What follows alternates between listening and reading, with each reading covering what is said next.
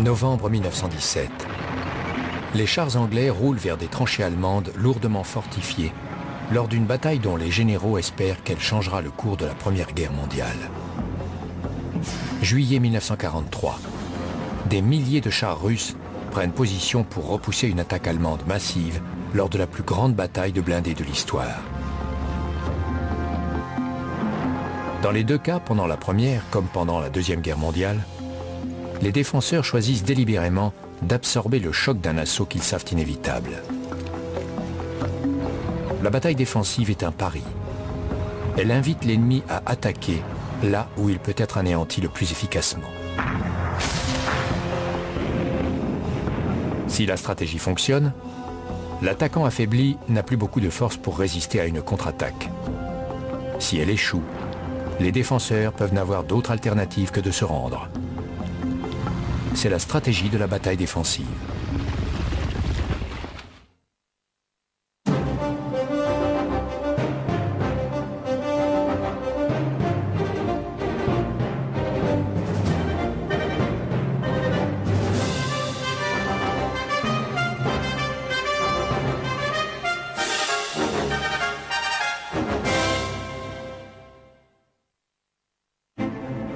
Première Guerre mondiale, novembre 1917. Les Allemands savent qu'une nouvelle offensive alliée va être lancée pour sortir de l'impasse des tranchées sur le front ouest.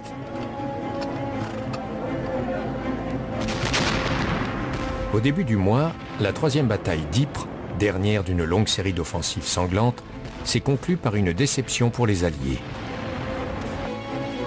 Bien qu'il soit déjà tard pour une campagne armée, le haut commandement britannique souhaite à tout prix une victoire. Après les horribles massacres de Verdun et de la Somme en 1916, les Allemands sont aussi épuisés que les Français et les Anglais.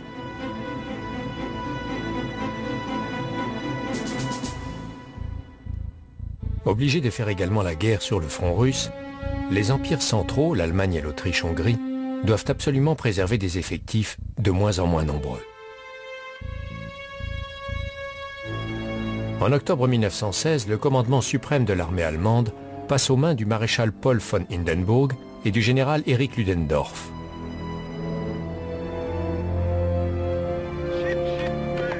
Durant l'hiver 1916, ils entreprennent la construction de fortifications défensives massives dans la campagne exposée des secteurs ouest et centre du front ouest.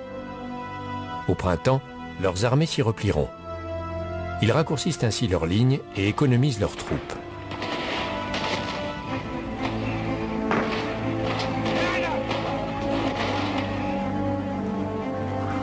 Ils espèrent qu'à l'Est, la Russie s'effondrera, ce qui libérera des milliers de soldats allemands pour une offensive gagnante à l'Ouest. 25 ans plus tard, durant la Deuxième Guerre mondiale, Allemands et Russes s'affrontent à nouveau. En juillet 1943, la situation sur le front Est est critique. L'armée rouge sait que les Allemands vont attaquer. Elle sait même où et quand.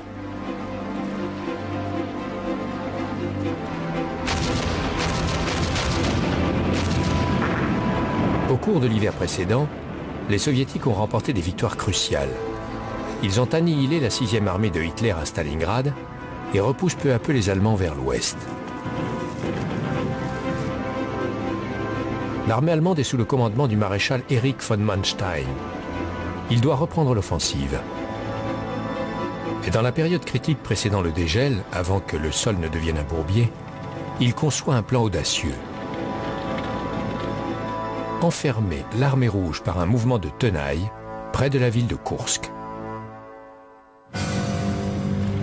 Mais le printemps est précoce et les opérations s'enlisent dans la boue. À l'ouest de Koursk, les Soviétiques se trouvent en situation dangereuse. Une vaste portion de leur ligne de front s'avance profondément en territoire tenu par les Allemands. Une vulnérabilité stratégique que les planificateurs militaires appellent un saillant. Sautant sur l'occasion, les stratèges allemands décident de réduire ce saillant. Leur plan s'appelle Opération Citadelle. Pour faire face à l'attaque, le chef de l'armée rouge, le maréchal Georgi Yukov, propose une défense agressive. Il laissera les Allemands prendre l'initiative et contre-attaquera quand ils seront épuisés. Mais pour réussir, ces troupes doivent avoir le temps de préparer leur défense. Sur la ligne Hindenburg en 1917 comme à Koursk en 1943, la stratégie est donc la bataille défensive. Mais parce que cette stratégie signifie qu'on laisse l'ennemi venir à soi, le maréchal soviétique Yukov à Koursk, comme le maréchal von Hindenburg sur le front de l'Ouest durant la Première Guerre mondiale, doivent en avoir assimilé les règles. L'objectif. Les planificateurs doivent décider du type de bataille défensive qu'ils livrent. Soit ils attirent l'ennemi dans un piège, puis ils contre-attaquent immédiatement pour le détruire, soit ils le dissuadent d'attaquer et le retiennent simplement jusqu'à ce que la situation s'améliore et permettent une contre-offensive plus tard dans la campagne.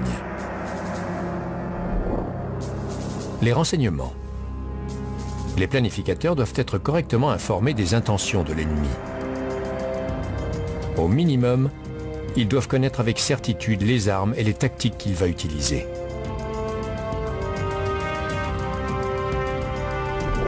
Le temps. Les commandants doivent avoir le temps de finaliser leur stratégie défensive et de préparer le terrain sur lequel la bataille sera livrée.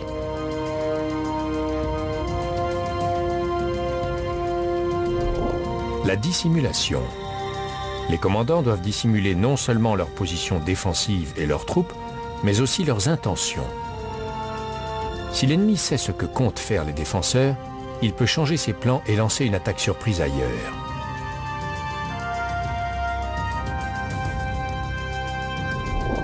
Absorber l'attaque.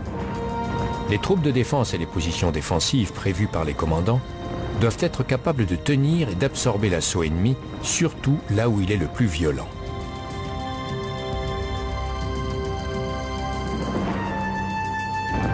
Le réalisme. Au moment où ils lancent leur contre-attaque, les commandants doivent avoir des objectifs réalistes et ne pas dépasser leurs limites.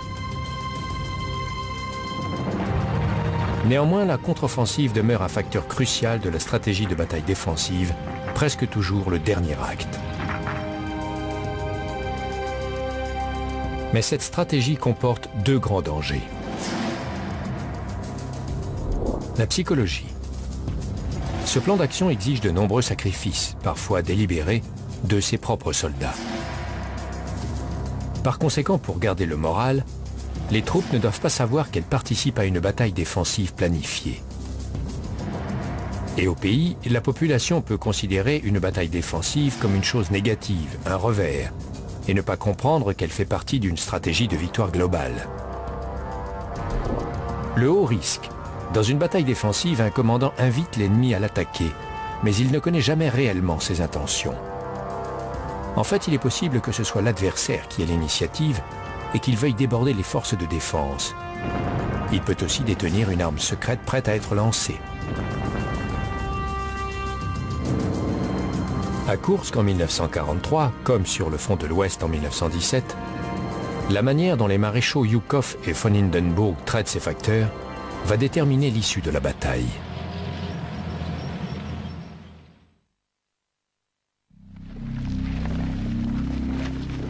Koursk, printemps et début de l'été 1943. Les soldats de l'armée rouge, aidés par des civils, travaillent comme des forcenés pour préparer leur position défensive en prévision de l'attaque à venir. Front Ouest 1917. Les soldats allemands déterminent la barrière défensive à laquelle les Alliés ont donné le nom de code de ligne Hindenburg.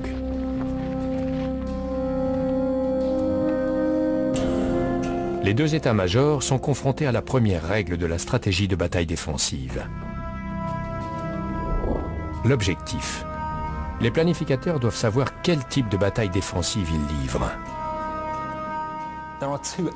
Une stratégie de bataille défensive a deux buts. Le premier est d'attirer l'ennemi à soi, de garder l'initiative tout en lui donnant l'impression qu'on est vulnérable, afin de le placer dans une situation sans issue, puis de lancer une contre-offensive spectaculaire. Le deuxième est d'intimider l'ennemi, de bâtir des positions défensives si fortes que, si attaqué, lui infligerait d'énormes pertes, en hommes et en morale. Mais c'est une stratégie pleine de risques calculés. Le commandant de la défense doit savoir ce qu'il peut, et aussi important, ce qu'il ne peut pas faire.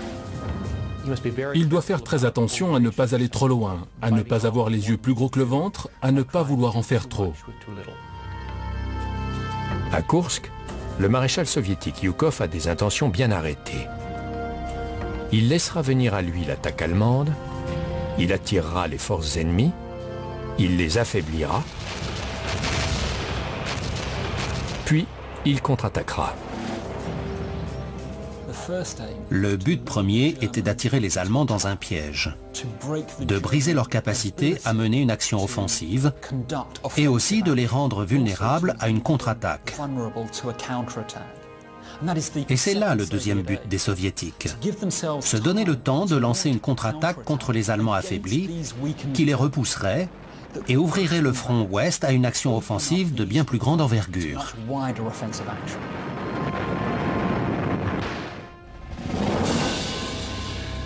En France, en 1917, le maréchal von Hindenburg joue une partie plus longue. L'Allemagne doit absorber d'innombrables assauts français et anglais jusqu'à ce que les conditions changent et qu'elle puisse organiser une contre-offensive. Cela peut prendre du temps, mais les Allemands calculent qu'une nouvelle saison de campagne pourrait voir l'effondrement de la Russie à l'Est. Si cela se produit, une armée massive sera libérée pour l'épreuve de force à l'Ouest. Pour se ménager ce délai, durant l'hiver 1916, ils renforcent leur ligne de défense s'étendant sur 140 km de la mer du Nord à Verdun. Les Alliés l'appellent la ligne Hindenburg. Les Allemands la croient infranchissable. Hindenburg espère qu'elle sera si formidable que les Alliés n'oseront peut-être pas attaquer et qu'il gagnera ainsi le temps dont il a besoin. Le maréchal soviétique Georgi Yukov à Koursk durant la Deuxième Guerre mondiale et le maréchal allemand Paul von Hindenburg sur le front ouest durant la Première ont donc des objectifs différents dans leur stratégie de bataille défensive. Yukov va attirer l'ennemi puis l'anéantir par une contre-attaque immédiate. Von Hindenburg va simplement absorber les assauts ennemis qu'il sait inévitables. Mais pour réussir, Yukov et von Hindenburg doivent remplir la prochaine condition de la stratégie de bataille défensive. Les renseignements. Les planificateurs ont besoin de renseignements précis sur les intentions de l'ennemi ou au moins sur les méthodes qu'il va utiliser. Il est vital de connaître les intentions de l'ennemi, de savoir quelles sont ses forces et ses faiblesses. Car si on a ces informations, on peut se préparer non seulement à exploiter les failles de l'adversaire, mais aussi à renforcer ses propres points faibles, suivant l'information que l'on reçoit. À Koursk, Yukov ne fait pas que compter sur les renseignements pour préparer son plan de bataille défensive. Il adopte cette stratégie à cause des informations qu'il reçoit.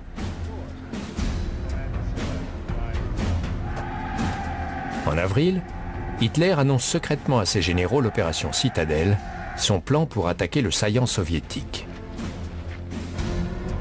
Pourtant, en quelques jours, Yukov est tellement sûr de connaître les intentions de Hitler qu'il peut proposer à Staline une stratégie pour faire de Koursk une bataille défensive, attirer les forces allemandes, puis les anéantir par une contre-attaque. La confiance de Yukov repose sur des informations solides. La première vient du réseau Lucie, qui opère à partir de la Suisse et fait partie de l'Orchestre Rouge, le réseau d'espionnage soviétique formé d'officiers allemands mécontents. Il y a ensuite les renseignements de premier choix fournis au leader soviétique Joseph Staline par l'Angleterre, dont les décrypteurs ont percé le code allemand Enigma. Mais le Kremlin a une troisième source vitale qui n'est devenue évidente que récemment. La source de renseignement russe la plus importante, pendant la préparation de la bataille de Koursk, était peut-être le fait qu'ils avaient déjà percé le code Enigma. Mais il a fallu aux Occidentaux 40 ans pour s'en apercevoir. En 1917, en France, von Hindenburg n'a pas une connaissance aussi approfondie des intentions des Britanniques. Il sait seulement qu'une offensive alliée se prépare. Néanmoins, sa stratégie défensive tient le choc face à une série d'assauts alliés. À Arras et au chemin des Dames en avril, des vagues d'attaques contre les tranchées allemandes se succèdent en vaines tentatives pour percer.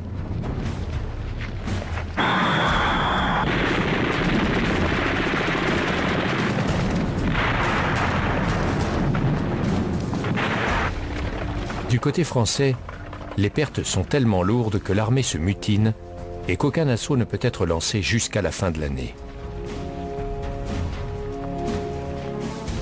En juin, pour soulager la pression sur les Français, les Anglais attaquent la crête de Messine près d'Ypres. Mais un assaut frontal se révélant inutile, ils innovent. Les soldats du génie et les fantassins creusent des tunnels sous les tranchées allemandes et les bourrent d'explosifs. Quand les charges sautent, l'infanterie attaque la crête et la prend facilement. Mais d'un côté comme de l'autre, les victoires importantes sont rares et un temps épouvantable a transformé le front en bourbier. En novembre, les Britanniques se battent toujours pour la crête de Passchendaele à une dizaine de kilomètres à peine de leur point de départ. À Londres, les politiciens exigent que le maréchal Haig soit relevé de son commandement. Celui-ci veut à tout prix s'assurer une victoire qui lui sauverait la mise.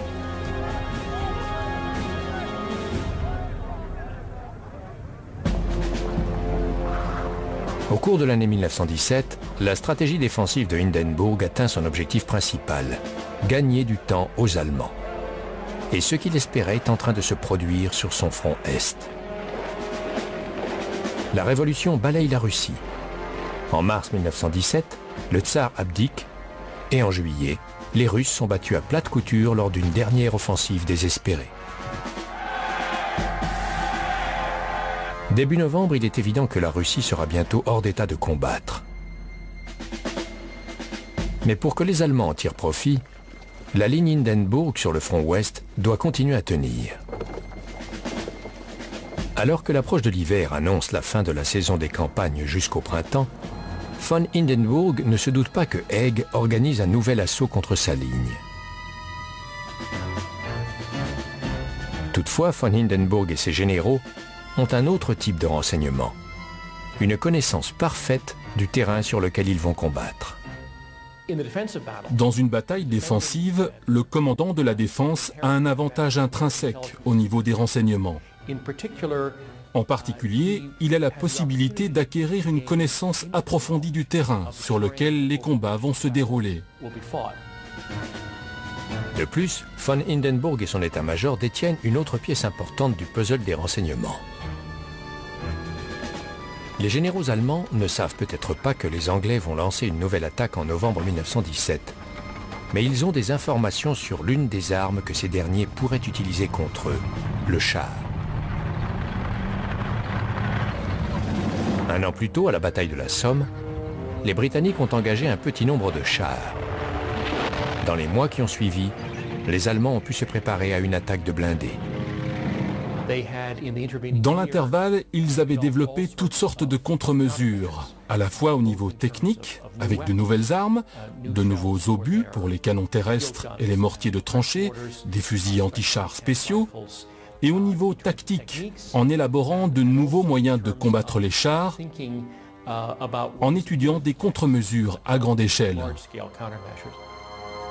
Mais tout ceci ne servira à rien si von Hindenburg, comme le maréchal Zhukov un quart de siècle plus tard, ne se conforme pas à la règle suivante de la stratégie de bataille défensive.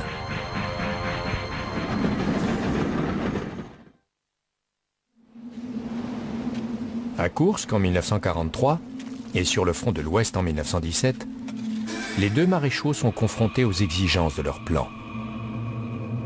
Mais l'ennemi va-t-il leur permettre d'obtenir ce dont ils ont un besoin critique?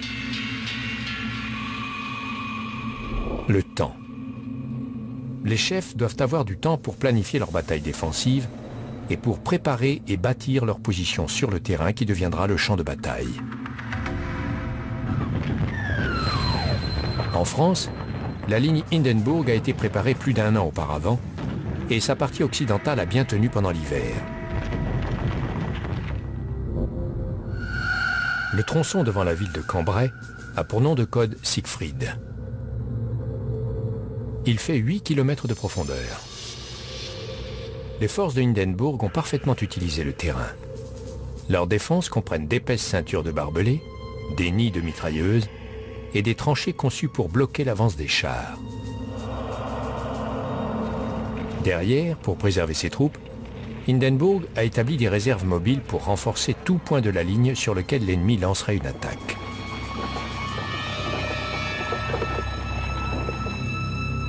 À Koursk, au contraire, à partir du moment où le maréchal Yukov a connaissance du plan de Hitler par son service de renseignement, c'est une course contre la montre. Voici le plan que Yukov doit contrer. Les forces allemandes détruiront le saillant par un mouvement de tenaille rapide de type Blitzkrieg. La 9e armée attaquera par le nord. La 4e armée de Panzer frappera sur le flanc sud. Elles feront le lien à l'est de Koursk, isolant toutes les forces soviétiques se trouvant à l'ouest.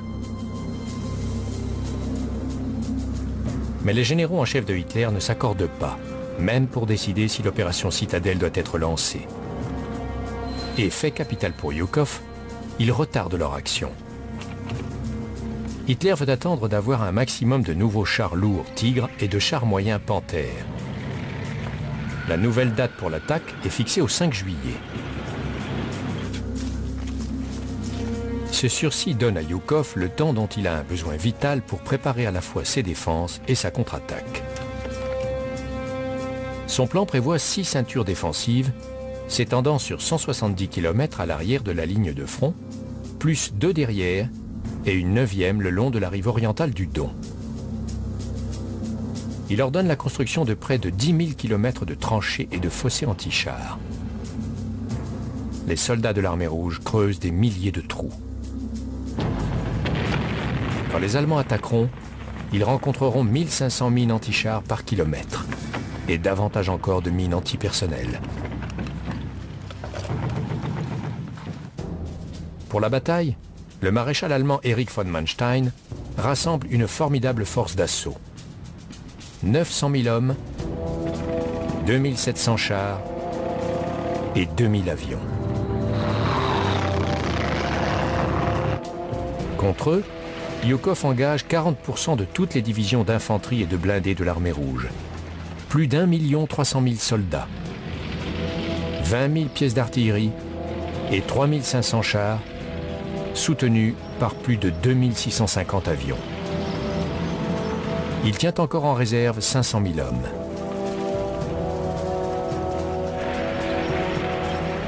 Les chiffres sont ahurissants, mais à Koursk, ils ne compteront que si Yukov et ses planificateurs satisfont à la condition suivante de la stratégie de bataille défensive. La dissimulation. Les commandants ne doivent pas seulement dissimuler leur position défensive et leurs troupes, ils doivent surtout masquer leurs intentions. Si l'ennemi sait ce que les planificateurs de la défense comptent faire, il peut ne pas attaquer. Et s'il n'attaque pas, les défenseurs ne peuvent pas lancer leur propre contre-offensive. À Koursk, la dissimulation est capitale. Si von Manstein a connaissance des plans de Yukov, il est peu probable qu'il attaque. Yukov tente de tromper l'ennemi par de fausses concentrations de troupes. Mais il doit aussi camoufler les divisions qu'il va lancer dans la contre-attaque, ainsi que leur artillerie et leurs chars. Il y avait toutes sortes de moyens. Ils utilisaient des filets de camouflage, ils creusaient des trous, même des grottes pour y cacher des chars et des camions. Ils faisaient aussi très attention à dissimuler les pistes menant à la ligne de front.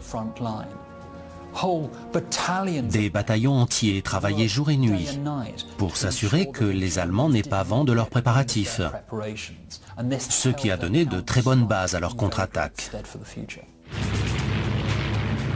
Et n'oublions pas un facteur crucial, la maîtrise du ciel. Si la Luftwaffe peut survoler le secteur, ses pilotes peuvent voir les préparatifs de Yukov. Toutefois, en 1943, l'Allemagne a bien du mal à dominer les cieux sur l'un ou l'autre de ses fronts. Sur le front Est, tandis qu'ils se préparent à la bataille défensive, les Soviétiques rassemblent une flotte aérienne innombrable. Pas seulement pour que les Allemands ne puissent avoir la supériorité aérienne qui appuierait leur assaut, mais aussi pour les empêcher d'espionner les progrès et les plans soviétiques.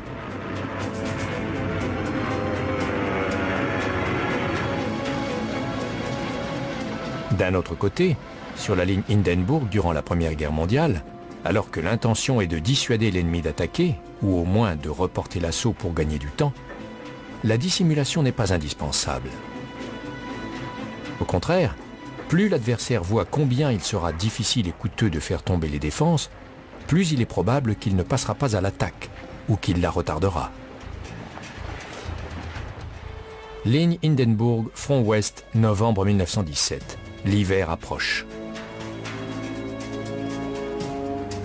Kursk, front est, juillet 1943. L'été est déjà chaud et sec. Les offensives vont être lancées. C'est le moment où les commandants sont confrontés aux faiblesses de leur stratégie de bataille défensive.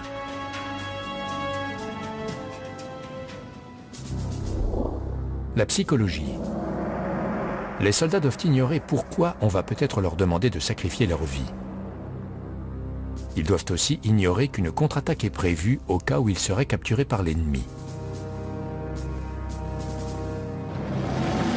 À Kursk, c'est un facteur psychologique qui pourrait avoir un effet négatif, mais Yukov le rend positif.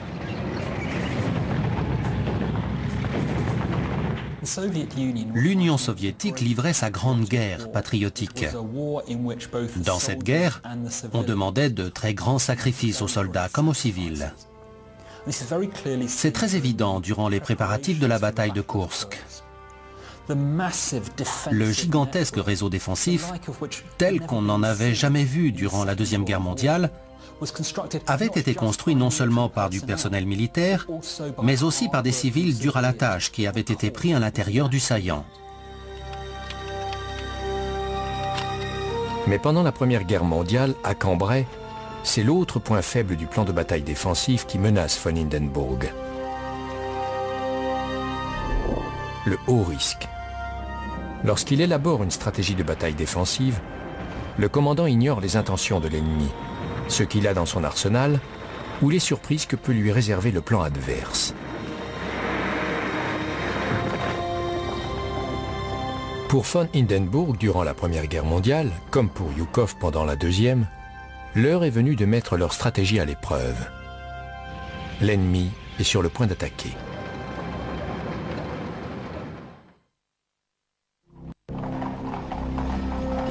« 20 novembre 1917, 6h19. Tout est tranquille. Il est de tradition de faire précéder une attaque de plusieurs jours de bombardement. Cela prévient les défenseurs qu'une offensive se prépare. Mais le début de la matinée du 17 novembre 1917 reste calme. Les défenseurs allemands ne s'attendent pas à une attaque. Et puis, 6h20. L'offensive britannique commence. 300 chars prennent la tête de 6 divisions d'infanterie. Un tir de barrage d'1 millier de pièces d'artillerie fait rage. La fumée, les bombes et les shrapnels pleuvent sur les positions ennemies. 14 escadrilles du Royal Flying Corps harcèlent les forces terrestres ennemies.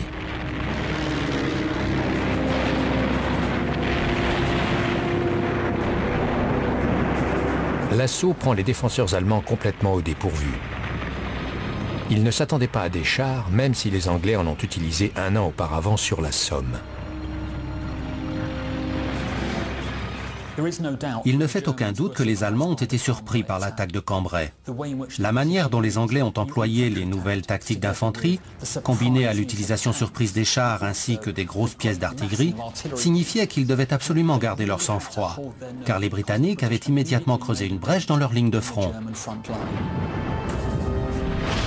C'est le moment où le maréchal von Hindenburg doit remplir la 5e condition de la stratégie de bataille défensive.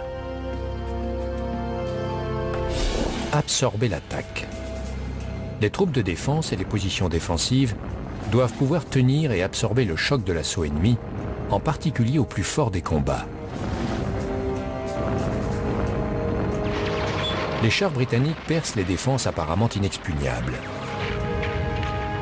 À 8 heures, moins de 2 heures après le début de l'offensive, les Anglais enfoncent la ligne principale.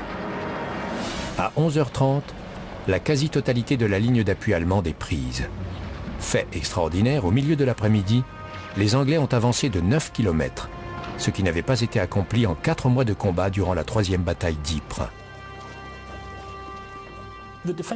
Au début, la bataille défensive de Cambrai a été un grand succès pour les Britanniques.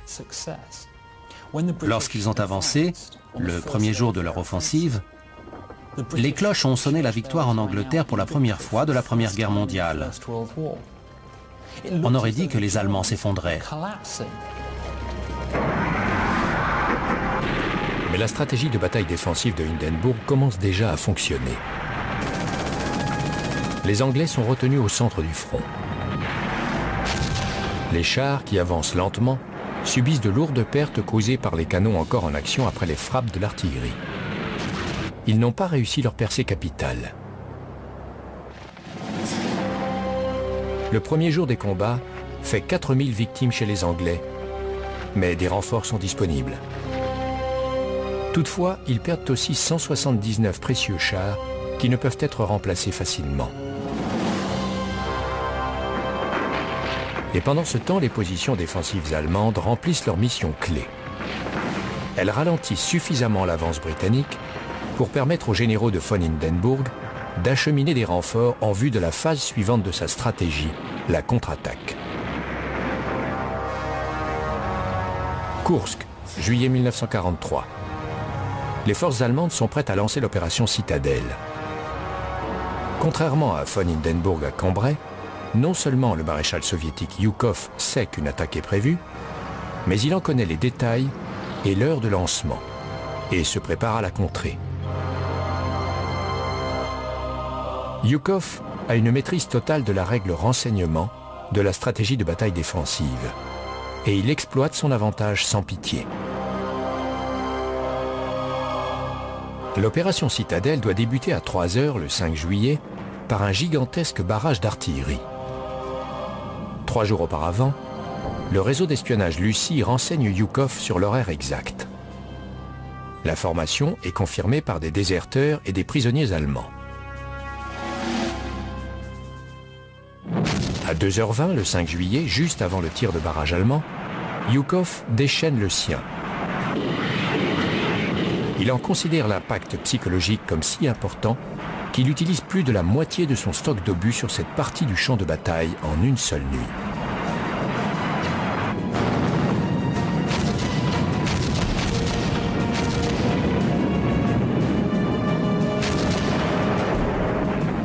Durant les premières heures de leur barrage, les Allemands tirent plus d'obus que lors des campagnes de Blitzkrieg de Pologne et de France réunies.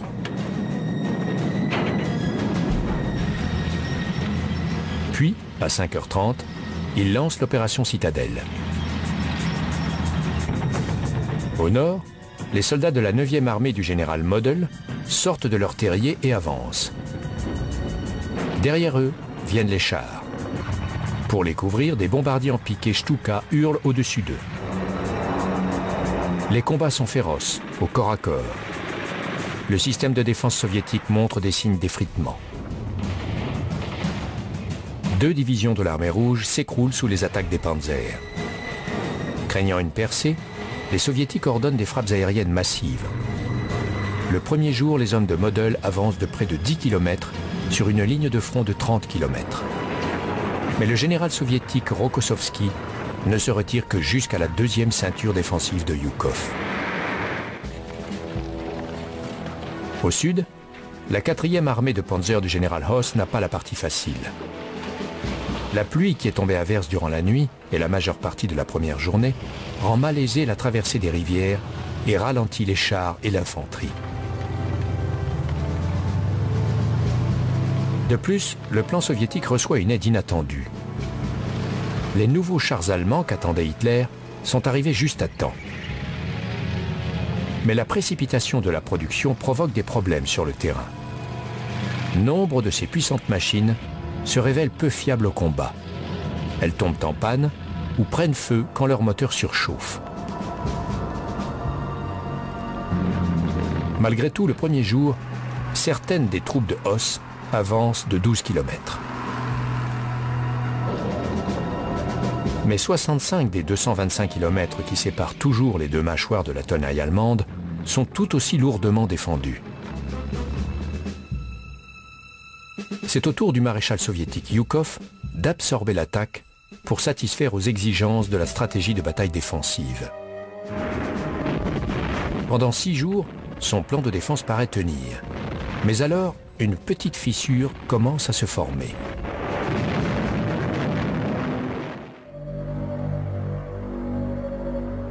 Le général allemand Hoss, incapable d'avancer au nord, dévie son attaque à l'est vers le village de Prokhorovka. L'assaut, mené par les divisions d'élite de Panzer, SS Adolf Hitler, et Totenkopf ou Tête de Mort, atteint ses premières cibles. La prise de 2 collines sur la route de Prokhorovka. La percée est imminente. Yukov sait qu'il doit stopper la poussée des Panzers vers Prokhorovka. Il fait donner ses blindés. Les premiers chars soviétiques rencontrent la redoutable division SS Adolf Hitler à 4 heures. Ils sont anéantis. 2 heures plus tard, les troupes SS repoussent un régiment de chars soviétiques T-34.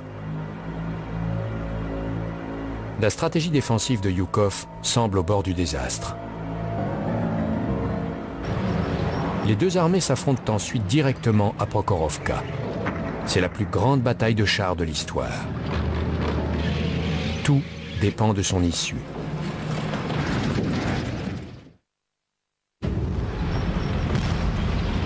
La 5e armée blindée soviétique, avec environ 850 chars et canons autoportés, est lancée contre le 2e corps de Panzer SS, qui en compte 600.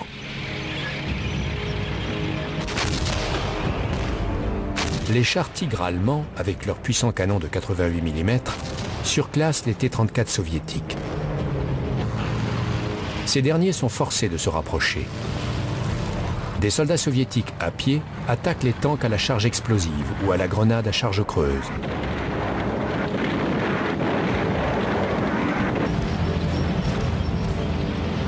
La fumée des engins en flammes flotte sur le champ de bataille.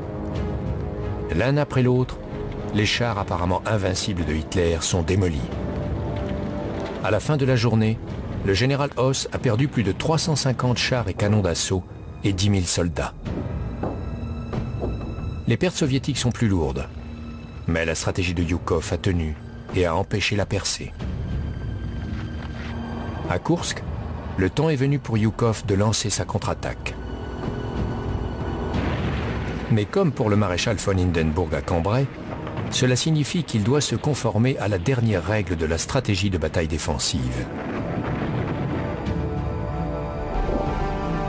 Le réalisme. Les commandants doivent avoir des objectifs réalistes et ne pas dépasser leurs limites. L'un des aspects les plus importants d'un plan de contre-attaque est de savoir jusqu'où celle-ci doit se poursuivre avant de se terminer, d'arriver à son point culminant. S'il est une chose qu'un commandant qui lance une telle action doit éviter, c'est de se retrouver au bout d'une ligne de communication trop mince et d'être lui-même vulnérable à une contre-attaque. À Cambrai, 10 jours après le début de leur première offensive, les Anglais sont exténués. Leur ligne de communication s'étire et ils se battent toujours au cœur d'un réseau de positions défensives allemandes. La contre-attaque des généraux de von Hindenburg démarre par un bombardement qui dure 1 heure. Il se concentre sur l'extrémité sud de la ligne britannique, là où elle est la plus faible. Des groupes d'assaut de l'infanterie s'infiltrent dans les zones affaiblies par l'artillerie, évitent les points de résistance anglais et détruisent des canons qu'on croyait en sécurité à l'arrière. À 10h30, la contre-attaque allemande a pénétré de 13 km à l'intérieur du secteur sud des Britanniques, bien au-delà de la première ligne anglaise d'avant l'offensive du 20 novembre. Ils ont utilisé des tactiques innovantes, des soldats spécialistes de la contre-attaque dotés d'une nouvelle technologie, des pistolets mitrailleurs et des lance-flammes, pour se lancer dans une contre-offensive surprise contre les Anglais, qui avaient eux-mêmes surpris les Allemands quelques jours avant. Toutefois, il est significatif que von Hindenburg n'ait pas poussé plus loin sa contre-attaque. Il ne la poursuit que jusqu'à ce qu'il ait ramené la ligne de front à peu près à sa position d'avant l'assaut britannique. La bataille se termine 4 jours plus tard, après un dernier repli anglais sur une meilleure position défensive. À Kursk, le jour même de la plus grande bataille de chars de tous les temps à Prokhorovka, Zhukov passe à la première phase de sa contre-attaque. Une fois la bataille de Prokhorovka gagnée par l'Union soviétique, une fois les Allemands épuisés par l'effort, les commandants pouvaient penser à lancer leurs troupes. Et ils les ont lancées au moment idéal et de la manière idéale. Très rapidement, elles ont commencé à repousser les Allemands. La première phase de la contre-attaque de Zhukov se déroule au nord du saillant de Kursk. Il se porte sur Orel et menace l'arrière de la 9e armée allemande. Mais ailleurs, il se produit d'autres événements décisifs. Le 10 juillet, 2 jours avant la bataille de chars cruciale de Prokhorovka, les forces anglo-américaines envahissent la Sicile. Un jour après Prokhorovka, Hitler informe les généraux von Kluge et von Manstein qu'il annule l'opération Citadelle, son attaque de Kursk, et qu'il transfère des divisions vitales à l'ouest. C'est alors qu'à l'improviste, au sud du saillant de Kursk, Zhukov lance la deuxième phase de sa contre-attaque. Le général von Manstein réagit en faisant venir la plupart de ses blindés de la région de Kharkov.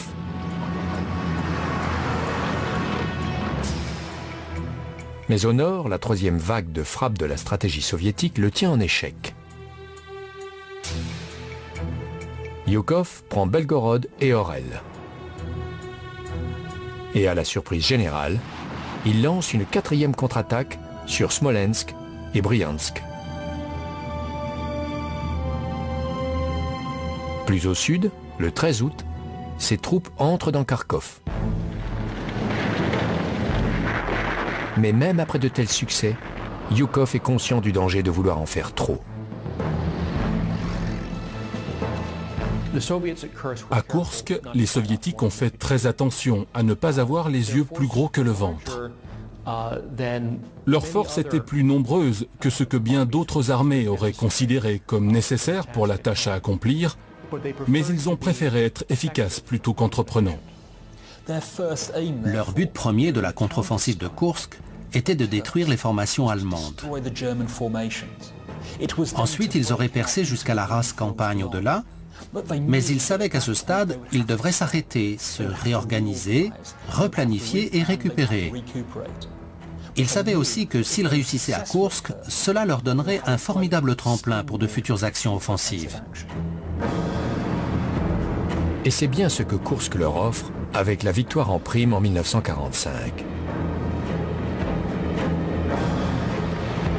Mais le plan allemand pour la ligne Hindenburg échoue. 1 an après Cambrai, l'Allemagne perd la Première Guerre mondiale et les canons se taisent. Comment les planificateurs de ces 2 batailles ont-ils rempli les conditions de la stratégie de bataille défensive?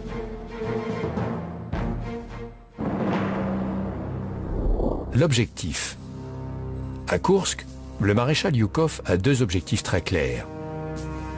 empêcher l'armée allemande d'opérer un mouvement de tenaille enfermant les forces soviétiques dans le saillant de Koursk, puis la contre-attaquer et la détruire.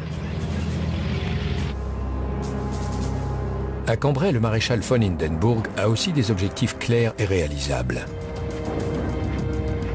Tout d'abord, économiser ses forces pour mener efficacement la guerre sur 2 fronts. Après le lancement de l'attaque anglaise, il a un autre objectif. Contenir l'assaut jusqu'à ce que des renforts soient acheminés pour la contre-attaque. Les renseignements. À Koursk, les soviétiques ont d'excellents renseignements. Ils connaissent les plans de Hitler en détail et exploitent à fond cet avantage. À Cambrai, les défenseurs allemands ont peu d'informations, que ce soit sur les chars britanniques ou sur le terrain sur lequel la bataille va se livrer. Et ils n'en ont aucune sur les plans d'attaque des Anglais. Le temps. À Koursk, Zhukov n'aurait pas dû avoir le temps de préparer les défenses massives dont il avait besoin.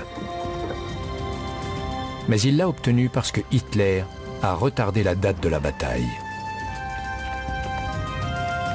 À Cambrai, von Hindenburg a toute une année pour concevoir et préparer la ligne Hindenburg. La dissimulation. À Koursk, Zhukov et ses généraux parviennent à dissimuler non seulement leur position défensive, mais aussi leur plan de contre-attaque. À Cambrai et ailleurs, le long de leur ligne de défense, c'est délibérément que von Hindenburg et ses généraux ne cachent pas leurs mesures défensives. Absorber l'attaque. À Koursk, en dépit de l'âpreté des combats, la défense en profondeur des soviétiques tient bon. À la bataille cruciale de Prokhorovka, les pertes sont énormes. Mais la victoire marque le point de départ de la phase finale décisive de la bataille défensive, la contre-attaque. À Cambrai, les défenses allemandes sont enfoncées dès le premier jour. Mais ensuite, l'avance britannique s'enlise suffisamment pour permettre la phase de contre-attaque. Le réalisme. À Koursk, la contre-attaque de Zhukov est détaillée et ambitieuse. Mais il sait quand s'arrêter pour donner à ses armées le temps de se regrouper et de se ravitailler.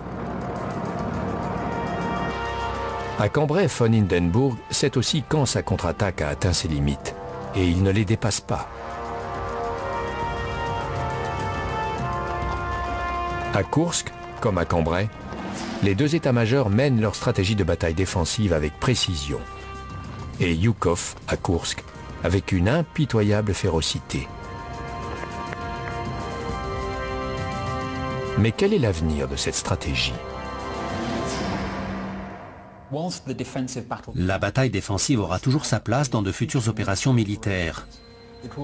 Mais il faudra un commandant et un politicien relativement téméraires pour autoriser de telles actions.